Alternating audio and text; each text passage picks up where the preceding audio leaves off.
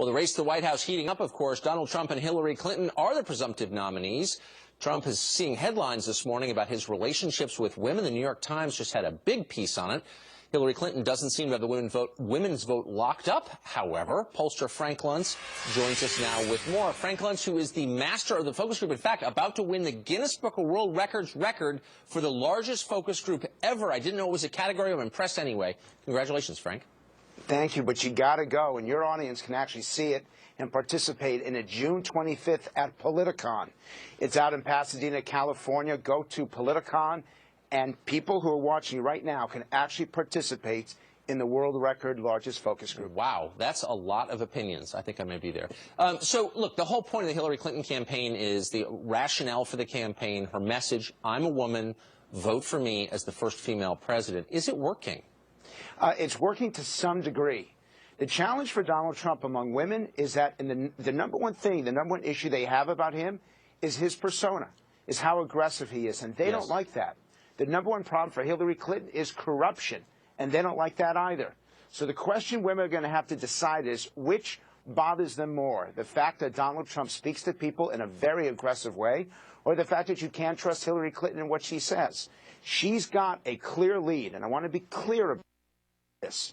Her lead, it's about 15, maybe even 20 points in some polls, but women have not made up their minds yet, and they don't like things like the Clinton Initiative. They don't like where she's taking her money. They don't like the email scandal. They don't think she says what she means and means what she says. But it's going to be up to Trump to prove that he can be civil and disciplined if he wants to win their vote. Interesting. No one ever mentions the other side of the gender gap, which is, of course, men. And my understanding is Hillary Clinton is losing among men by a wider margin than Trump is losing among women. Why is that not a newsworthy fact? It absolutely is, and I'm waiting for someone to have me do a focus group of working-class women. And let me give you the states that you should be looking at. First is Pennsylvania. 60,000 Democrats re-voted as Republicans to cast votes for Trump.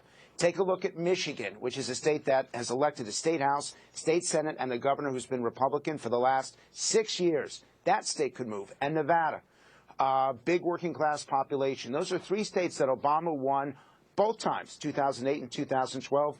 All three of them are in play for Donald Trump because of working-class men who are frustrated and angry with Washington. So I will buy dinner to the first reporter who asks her, why do you have a problem with men? Everyone asks Trump, what's a woman problem? It's huge. Someone needs to ask her. So we've got tape from your most recent focus group where you asked female voters about Hillary Clinton, and here's part of what they said. I want a word or phrase to describe Hillary Clinton. Corrupt. Liar. Deceiver. Opportunist. When a politician appeals to you as a woman, what do you say back to them? I'm offended.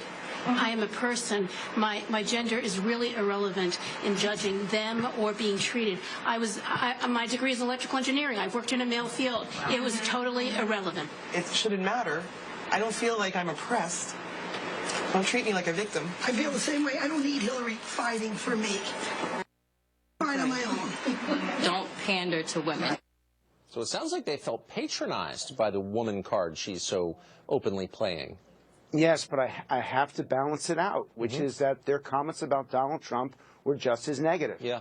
That in that group of 18 people, we had 7 of them who didn't want to vote for either candidate, and we're seeing that all across the country. Tucker, this is going to be the most negative campaign, that we already have more than 1 out of 5 voters that doesn't want to cast a vote for either candidate. In the end, it's going to be the lesser of two evils. So to the never Trump question, a lot of people you and I know, conservatives, longtime conservatives in Washington, are openly trying to put together a third-party run that would, of course, they know full well, in effect, make Hillary Clinton president. But they're doing this because they say it will save the House and the Senate and keep true conservatism alive or whatever. Will it protect down-ballot Republican candidates if there is a third-party Republican running? No, in fact, it'll actually destroy those candidates. And we've been looking at this, and there's a poll that I'm going to present to Fox in the next 48 hours that we just finished. The fact is that Republican candidates who think they're doing themselves good by distancing themselves from Trump are actually committing political suicide. In the end, the Trump voter expands the GOP base. It takes conservatives, moderates, and independents who are fed up with Washington, and it gives the Republican Party a shot at about 60% of the electorate. If, however, they say, I don't want Trump's support, I don't back him. They're losing those people, moderate conservatives, people in the center who hate Washington. Right. They're losing that vote. It could actually cost them not just the Senate, Tucker, but the House as well. That's right. You can't run away from your own party. Doesn't Correct. work. Dr. Frank Luntz, soon to be Guinness Book of World Records holder. Good to see you this morning. Thanks a lot for joining us. Go to Politicon, and it's June 25th, Tucker. I hope to see you there. I'll see you there. You buy the drinks.